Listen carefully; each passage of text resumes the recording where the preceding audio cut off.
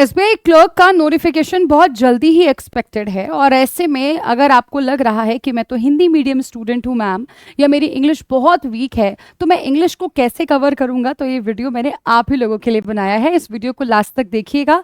Reading comprehension, vocabulary और grammar तीनों को किस तरीके से तैयार करना है इस पर डिटेल में डिस्कशन करेंगे, और क्या पढ़ना है और क्या नहीं पढ़ना है इस पर भी डिटेल में डिस्कशन करेंगे। आइए शुरू करते हैं। एसबीआई क्लर्क के नोटिफिकेशन में इस बार नंबर ऑफ वैकेंसीज जो है वो हमें काफी ज्यादा देखने को मिल सकता है, ऐसे स्पेकुलेशंस लगाए जा रहे हैं, मतलब इस तरह के गैसेस हो रहे हैं। बाकी क्या होगा ये तो अभी कोई नहीं कह सकता, एक फिक्स नंबर तो अभी हमें कोई नहीं बता सकता, पर हम हाँ इतना जरूर कह सकते हैं कि अगर हमने अपनी तैयारी में जान डाल दी है और वही पढ़ा है जो पेपर की रिक्वायरमेंट है, तो हम यहाँ पर अपनी जगह जरूर बना सकते हैं। आज और फिर शुरू करते हैं। अगर मैं आप लोगों से बात करूं कि भाई आपका जो सिलेबस है इंग्लिश का, आपको क्या क्या पढ़ना होगा, तो ये सारा सब कुछ आपको पढ़ना होगा। कौन शायद यहाँ बाय मिस्टेक लिखा हुआ है, हाँ जी। तो बेटा इंग्लिश आपका 3 सेक्शंस में डिवाइडेड है, जो मैंने अपने हिसाब से कर दिया है। आपको वोकैबुलरी पढ़ना होता है, ग्रामर पढ़ना होता है और रीडिंग कॉम्प्रिहेंशन पढ़ना होता है। ये 3 पिलर्स हैं इंग्लिश के। सबसे पहले ग्रामर से ही बात करते हैं, क्योंकि ग्रामर जो है ना बेटा वो हमारा फिक्स्ड है। वही नाउन, वही प्रोनाउन, वही एडजेक्टिव, वही एडवर्ब, वही टेंस, वही वर्ब, सब कुछ सेम है, कुछ नहीं चेंज हुआ। तो सबसे पहले मैं आप लोगों को ये सलाह दूंगी कि एक हफ्ते में 3 टॉपिक या 2 टॉपिक आपको अपने हिसाब से देखकर चलना है।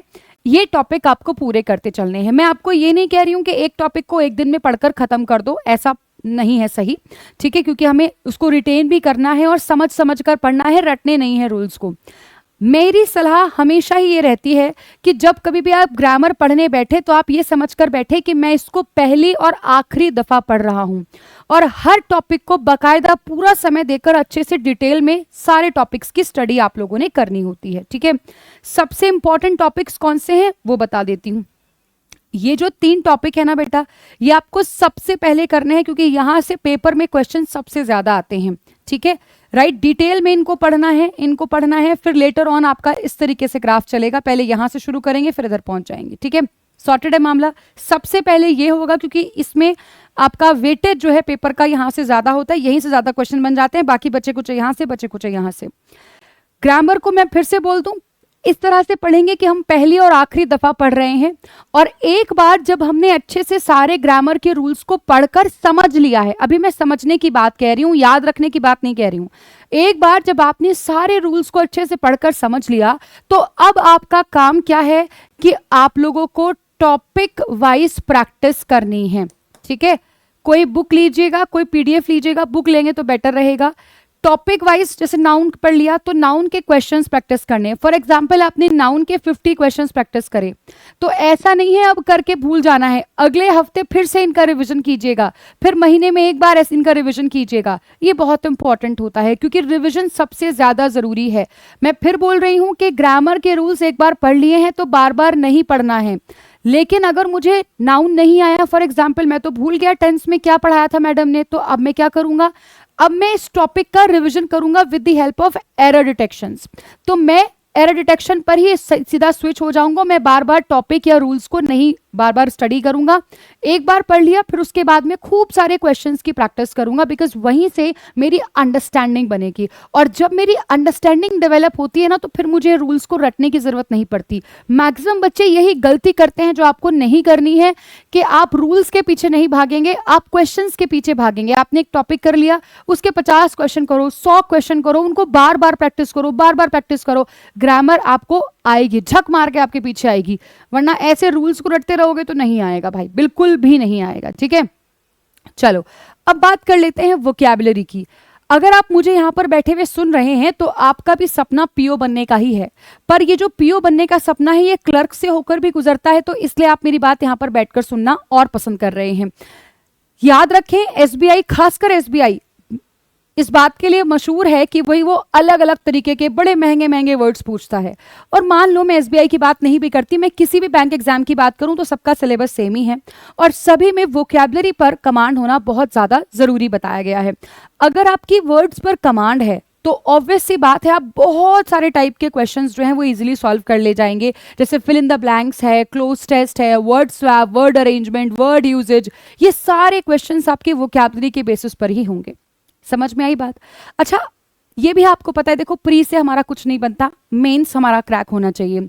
और मैं आपको बताऊं, खासकर आपके एसबीआई एग्जाम्स में अगर मैं मेंस की बात करूं ना, तो मेंस में अगर कोई क्वेश्चन एरर डिटेक्शन का भी दिया गया होगा ना बेटा, तो उस क्वेश्चन में भी आपको कॉम्प्रिहेंशन लगाना पड़ेगा, आपको वोकैबुलरी लगानी पड़ेगी।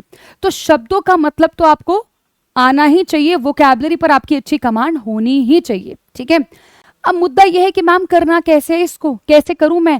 वर्ड्स तो बहुत सारे हैं, बहुत सारे सिनोनिम्स हैं, एंटोनिम्स हैं, इडियम्स हैं, फ्रेजेस हैं, और अब तो और जानलेवा फ्रेजल वर्ब्स आने लग गए हैं। करना कैसे है मैम इन सारी चीजों को?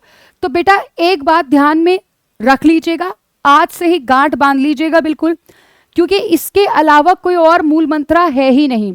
आप किसी का भी वीडियो देखो, कैसे भी पढ़ो, कोई भी तरीका यूज करो, जो मैं भी आपको बताने वाली हूं ये सबसे जरूरी है। और आप कोई भी पैटर्न यूज करोगे, कहीं से भी कैसे भी पढ़ोगे, चाहे सेल्फ स्टडी करो या कैसे भी पढ़ो, ऑनलाइन ऑफलाइन, आपको ये तरीका अपनाना ही पड़ेगा। And that way is revision. आप रूट वर्ड से पढ़ रहे हैं, निमोनिक से पढ़ रहे हैं, शब्दों को रट रहे हैं, मुझे नहीं पता, पर अगर आप उन शब्दों को रिवाइज नहीं कर रहे हैं तो इसका मतलब आप अपने एफर्ट्स को खुद ही जीरो कर रहे हैं, जो मैं नहीं चाहती कि आप करो। एक छोटा सा पैटर्न जो मैंने एज अ स्टूडेंट अपनाया था और मैं आज तक भी अपनाती हूँ, जहां मुझे जरूरत पड़ती है मैं अपना लेती हूँ, वो क्या था बेटा? मैंने शुरुआत करी थी 10 वर्ड से।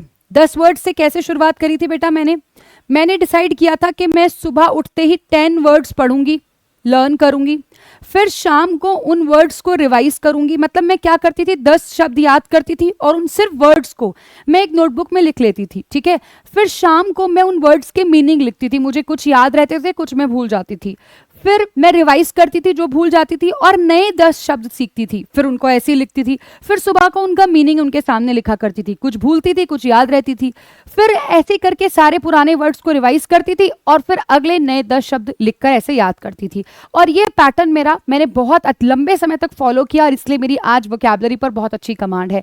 तो ये एक ट्राइड एंड टेस्टेड तरीका है जिसको आप यूज कर सकते हैं।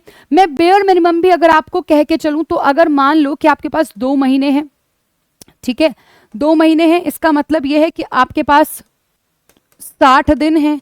ठीक है, और अगर एक दिन में ज्यादा भी नहीं तो ये तो आपका एक तरीके से मान लो कि ये तो आपके पास क्या हो गए, मैंने क्या करा है, 2 महीने, 60 दिन लिखना था। Oh my God, these calculations.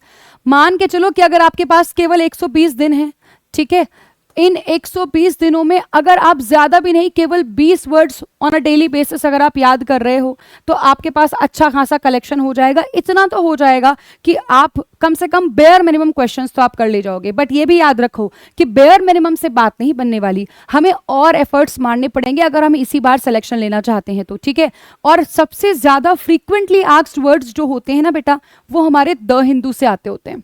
ठीक है, द हिंदू से हमारे मैक्सिमम वर्ड्स हमसे पूछ जाते हैं, तो आप द हिंदू रीड करना शुरू करो। वो वैसे भी इंपॉर्टेंट है क्योंकि अल्टीमेटली आपको कॉम्प्रिहेंशन करना है। क्यों कह रही है मैम इसके लिए? क्योंकि आपके प्री में 30 में से 10 नंबर का कॉम्प्रिहेंशन साफ दिखता है, 10 में बल्कि कम कह रही हूँ, 15 नंबर का कॉम्प्रिहेंशन होता है क्योंकि पैराजंबल आ जाएगा या क्लोज टेस्ट आ जाएगा, तो 15 से ज्यादा ही होता है, पर कम से कम भी अगर कहें तो प्री में 15 नंबर का तो आपका ये रहा। अगर मैं मेंस की बात करूं तो मेंस में भी 15 नंबर का आपका रीडिंग कॉम्प्रिहेंशन और फिर उसके साथ एक क्लोज टेस्ट जो कि 5 या 7 नंबर का होगा और एक पैराजंबल, यानी कि मेंस में भी अगर आप कम से कम लेकर चले तो आपका 20 से 25 या 30 तक आपका जाता है रीडिंग कॉम्प्रिहेंशन। तो इस सेक्शन का जो वेटेज है ना हमारे पेपर में वो सबसे ज्यादा होता है, और इन सब को करने का जो एकमात्र तरीका है वो है बेटा आपका रीडिंग। ठीक है, रीडिंग सबसे ज्यादा इंपॉर्टेंट है। इसलिए अगर आप सीरियस हो बैंक एग्जाम क्रैक करने के लिए, फिर चाहे अभी आप बिगिनर हो, चाहे आप प्रो बन चुके हो, सारा सब कुछ पढ़ चुके हो, या पहली बार तैयारी शुरू कर रहे हो, आपको 2 चीजें जो रेगुलर बेसिस पर करनी है, रोज करनी है, कसम खा के डेली करनी है। एक तो रीडिंग, कम से कम 15 से 20 मिनट बैठकर पढ़ो, कुछ नहीं भी समझ में आएगा फिर भी पढ़ो यार, क्योंकि अल्टीमेटली हमें उस लेवल तक पहुंचना ही पहुंचना है। ठीक है, और एक आ जाता है बच्चों आपका वोकैबुलरी। ये भी एक ऐसी चीज है जहां पर आपको पहुंचना ही पहुंचना है, इसके अलावा आपके पास कोई और ऑप्शन है ही नहीं है। ग्रामर को आप हौली हौली करते चलो, थोड़ा थोड़ा पढ़ते चलो, एक हफ्ते में 2 टॉपिक पढ़ लिए, ठीक है, थोड़ा थोड़ा रिवीजन कर लिया, बट ये 2 चीजें ऐसी हैं जो आपको रोज करनी है, ठीक है। आधा घंटा बेयर मिनिमम आपको 30 मिनट्स केवल आपको लगा देने हैं वोकैबुलरी में, 15 मिनट सुबह 15 मिनट शाम ऐसे करके, ठीक है। और ऐसे ही 15 से 20 मिनट आपको रोज लगाने हैं रीडिंग में। आपको कुछ समझ में आए या ना आए, फिर भी आपको ये चीज करनी ही करनी है, ठीक है। अब मैं आपको एक बहुत सॉर्टेड बात बताती हूँ। अगर आपके पास 2 महीने हैं, 2 महीने में आपका ये वाला सेक्शन पूरा हो जाएगा बहुत अच्छे तरीके से। फिर इसके बाद आप ये रेगुलर बेसिस पर पढ़ रहे हो, और इसके लिए मैं आपको बेस्ट जो चीज मैं आपको ऑफर कर रही हूं ना, वो है आपका सुबह 8 बजे वाला क्लास यार। सुबह 8 बजे द हिंदू का सेशन होता है, जिसमें हम रीडिंग भी करते हैं, वोकैबुलरी भी करते हैं, और सिर्फ ऐसे ही वोकैबुलरी नहीं करते, synonym, antonym, idioms, phrasal verbs जो आजकल बहुत ज्यादा आते हैं आपके पेपर में, सब चीजों को बहुत डिटेल में हम पढ़ते हैं। तो अगर आपको इंग्लिश को लेकर बिल्कुल 100% निश्चिंत होना है ना, you guys are most welcome. आ जाओ फिर इधर, ठीक है। मैं पूरा करवा के दूंगी, 100% एक एक चीज आपको करवा के दूंगी, आपको चिंता करने की जरूरत नहीं है। बट याद रखना, अगर आप मेरी क्लास में आकर बैठ रहे हो तो फिर कंसिस्टेंटली फॉलो करना है क्लास को। नहीं आकर बैठ रहे हो तो फिर तो रहने दो, फिर मैं नहीं आपको इनवाइट कर रही हूँ, क्योंकि मुझे वो बच्चा चाहिए जो सिलेक्शन लेने के लिए पागल है, क्योंकि मैं अपने काम को लेकर पागल हूँ। मेरे को चाहिए कि मेरी क्लास में जो बच्चा बैठा है वो दिल से बैठा हो, दिल से पढ़ रहा हो, दिल से चीजों को सीख रहा हो। अगर आपके अंदर वो जज्बा है, वो डेडिकेशन है, तो सुबह 8 बजे मुंह धो के आ जाना, बैठ जाना, ठीक है। बाकी इंग्लिश की टेंशन आप मेरे ऊपर छोड़ देना, मैं आपको सारी प्रॉब्लम का आपकी सोल्यूशन दूंगी। आप हिंदी मीडियम से हैं, इंग्लिश मीडियम से हैं, मुझे फर्क नहीं पड़ता। मुझे इस बात की गारंटी देने में कॉन्फिडेंस आता है कि मैं आपको सुधार दूंगी, मैं आपकी इंग्लिश सुधार दूंगी, ठीक है, अगर आप दिल से, शिद्दत से, कंसिस्टेंसी से क्लासेस को फॉलो करेंगे तो, ठीक है। तो सुबह 8 बजे क्लास होता है सेम चैनल पर, बैंकिंग वाला। ये सारे टॉपिक्स है जो पढ़ने ही पढ़ने हैं, और ये मत समझना कि बिना इंग्लिश के काम हो जाएगा। 30 क्वेश्चन इधर आते हैं, ठीक है, राइट, और 40 क्वेश्चन इधर आते हैं एज पर दी नोटिफिकेशन जो हमें अभी तक हमारे पास है, ठीक है, पिछले साल वाला, मतलब इसी साल आया था वैसे तो, ठीक है। तो ये हमें करके चलना है, इतना तो बेयर मिनिमम है। स्ट्रैटेजी सिंपल बता दिया, वो कैब और रीडिंग कॉम्प्रिहेंशन डेली करके चलना है, ग्रामर को स्टेप बाय स्टेप करते चलो, बट इग्नोर नहीं कर सकते। ये मत सोचना कि बिना ग्रामर के चल जाएगा, या बिना वोकैबुलरी के चल जाएगा, बिना कॉम्प्रिहेंशन के चल जाएगा, चलेगा बिल्कुल नहीं। पर हाँ ये है कि हम धीरे धीरे उस लेवल तक पहुंच जरूर जाएंगे। तो आज से ही शुरू कर दो, दिल से शुरू कर दो। इंग्लिश की वजह से सिलेक्शन आपका नहीं रुकेगा, ये रूपम मैम की गारंटी है, अगर आप शिद्दत से फॉलो करते हैं चीज़ों को तो, ठीक है। बाकी ये रहा सुबह 8 बजे वाला ट्यूटोरियल आपका, और ये 1 बजे हमारा रूट वर्ड्स का क्लास होता है, बहुत इंपॉर्टेंट है बेटा, इसको भी आप लोगों ने जरूर फॉलो करना है, ठीक है। 15 मिनट का भी नहीं होता है, तो 10 से 12 मिनट का होता है, बहुत रेलिवेंट होता है, बस इतना मैं जानती हूँ। ये मेरा टेलीग्राम ग्रुप है, यहाँ पर आप लोग मेरे साथ जुड़ सकते हैं। ये आपका बैंक महापैक बेटा, इसमें सारी की सारी चीजें आप लोगों को मिल जाएंगी, जो भी आपको चाहिए सब कुछ आपको इधर ही मिल जाता है। ये 2 अलग अलग वैलिडिटीज में आता है, इसमें खूब सारे क्वेश्चन होते हैं, डाउट सपोर्ट फैसिलिटी सब कुछ होता है। अच्छा, ये है आपका फाउंडेशन बैच, इसमें आपको प्री और मेंस की कंप्लीट गाइडेंस मिल जाएगी, 130 से ज़्यादा हैंड रिटन नोट्स मिल जाएंगे, 50 से ज़्यादा मॉक पेपर्स मिल जाएंगे, ठीक है। इसमें हर एक चीज़ जो आपको चाहिए ना वो यहाँ पर आपको मिल रही है, खूब सारे 3500 से भी ज़्यादा क्वेश्चंस आपको मिल रहे हैं। तो ये एक मस्ट हैव चीज़ है, अगर आप डेडिकेशन के साथ तैयारी करना चाह रहे हो तो फिर ग्रामर भी आप मेरे साथ इधर बैठकर पढ़ सकते हो, ठीक है। बाकी और भी बैचेस हमारे हैं, इनमें से किसी में भी एनरोल कर सकते हैं, दोराना बुक का कॉम्बो है। और ये रहा बच्चों आपका बुक जो आपके लिए अगेन क्वाइट रेलिवेंट रहेगा। मेरे एंड से अभी के लिए इतना ही रखो, पढ़ते रहो, ध्यान से आगे बढ़ते रहो, मेहनत करते रहो। किसी भी तरीके का कोई डाउट या क्वेश्चन है, let me know there in the comment box. Thank you, have a great day everyone.